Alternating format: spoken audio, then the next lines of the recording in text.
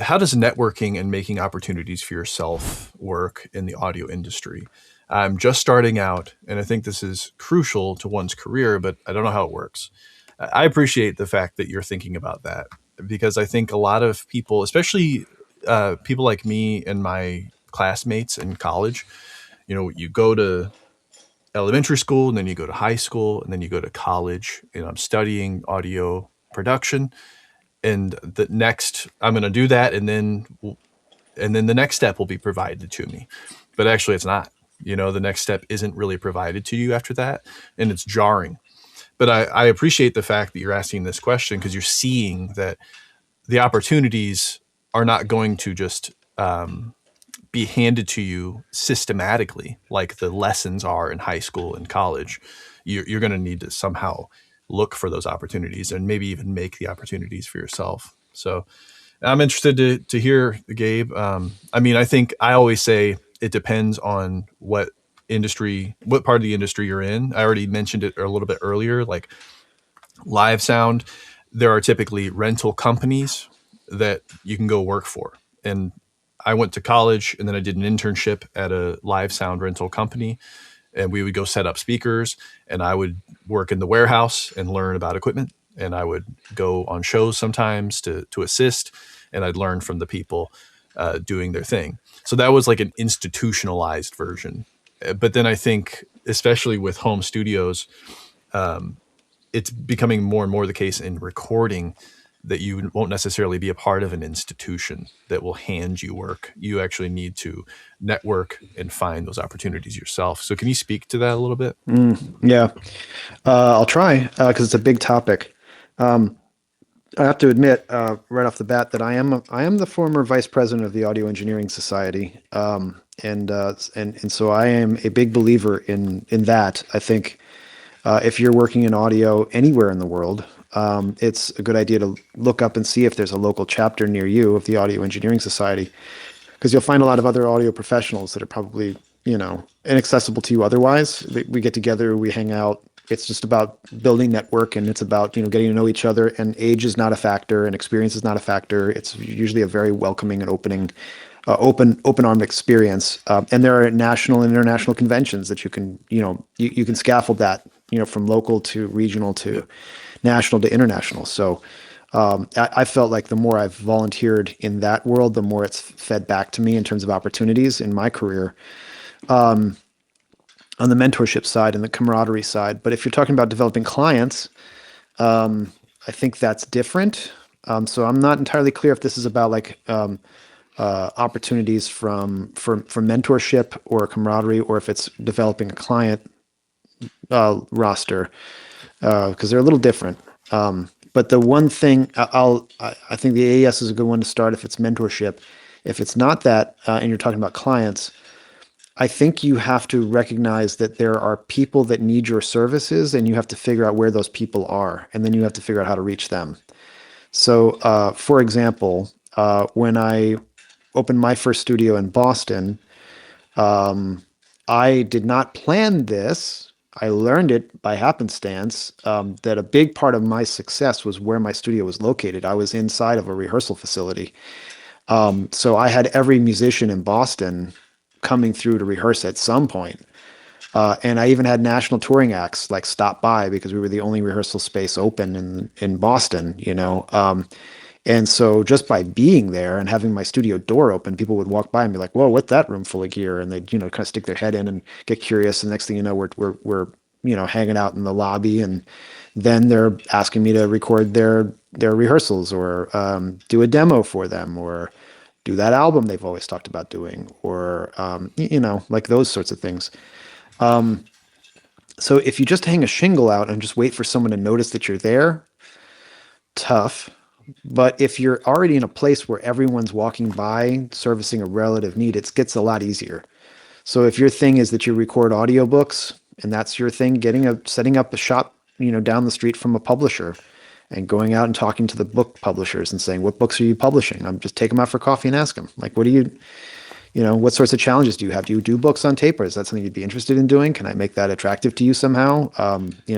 By giving you incentives or kickbacks for the business. It's when you're in a music community, if you're going for music, it's like, hey man, musicians are a community. If you don't have a network of musicians, start one. Another thing, I'm from, talking about old Kyle. I'm not that old, but Chapel Hill, North Carolina, when I was growing up, was a hot music scene in the pop world. I mean, we had bands like Superchunk and Ben Folds and Squirrel Nut Zippers, and there was just all these great, but they were all local acts. And the thing that stuck with me early on as part of my musical programming was that you hang out together, and it doesn't matter what kind of music you make. If we were all making music, then we all have the same problems. It doesn't matter the genre. If someone needed a guitar amp because theirs broke and they needed to borrow one, who are you going to call? The repair shop's not going to hook you up because they're trying to get your money. So what we would do is there'd just be potlucks, invite everyone together for a potluck dinner and invite a bunch of bands and put up a bandstand and just let people jam, and it was great. No one paid more than like, it's like we had a jar. It's like, put in the money you want to contribute, and you'd end up meeting a lot of people. And even if you didn't meet them, you'd see them a lot. And then when you saw them on stage, you'd be like, oh yeah, I remember that dude. They were at the thing. But creating that kind of community is a thing you can offer, right? And even if you don't have the community yet, your willingness to build it entitles you to the riches of having built it, right? And that's in the place that you are helping the people you need to help. So I think I can't say enough like how important it is that you understand the needs of your clients, and you have to know where they are, what they're doing, what you do, and how it helps them. And you have to have a very Yes. clear sense of that if it's Yep. client development. Yes. I completely agree with everything you said. I mean, just last night we had an AES, a local section AES. Just last night we had a thing where Mara tape machines came through and did a Oh yeah, demo. Yeah, and I Chris. heard Yeah. about it through the newsletter for our local Hmm. AES chapter or section. I Yeah. forget what they call it. Yeah. But yeah, and I think that I knew a lot of those people who were there, and it wasn't Hmm. because I've worked with them all. It's just because I've been to other events in the past, and if nothing else, it was really nice to be in that situation. It was fun. Like it's Yeah. a guy doing demos of how you can use tape in a Yeah. studio. Like how cool is that? Yeah. And with not only that, I'm not sitting alone watching it on YouTube. I'm Right. with a bunch of people in my community who also are loving this, and so Yeah. that's Right. really cool. Right. Yeah. But then, yeah, I think exactly what you said. Um, Understanding who you're trying to serve and what they want, that's so key. Like I think for audio university, it's very clear that like the value I can provide is education to audio engineers. What do they want? They want to record their music. They want to learn about audio. How can I help them do that? I can give them educational resources. Right. And if you don't want to be, if you don't want to reach audio engineers, though, maybe education about audio could still work because musicians want to know that too. And maybe they Yep. say, "Oh, I actually don't want to do it," but this guy seems to know what they're doing. So maybe Hmm. that's one way to do it. But I love how you shifted to like other things aside from your products, community with other musicians. What musician doesn't want to know the other musicians in the community? Rehearsal spaces. Musicians need rehearsal spaces, and if you're in proximity or even facilitating those things, you're going to meet people. That's right. Some local musicians here in my city, they set up a it's like a jazz jam session basically. Hmm. There will be a core group of people and they'll play a few tunes and then they'll say, hey, just like every time, if you play an instrument, come up here and you can jump in and we'll play a standard. And then in Hmm. doing that, that community just swirls, and everybody gets to do what they love, and you make connections. And that's how I've met most of the people that are here. That's how I started my career. I was in film school learning sound design, but I was a musician in the off hours. And every musician I played, I wasn't trying to become a music producer, but every musician that I played with was like, hey, you also know how to do the recording stuff, right?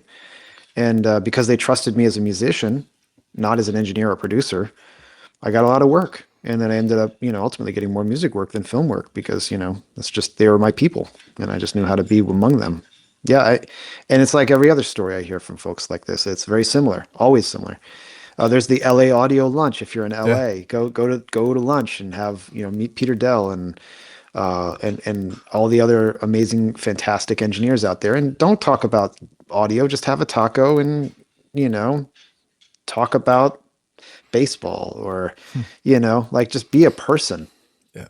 with other people, and you find like that opens up opportunities.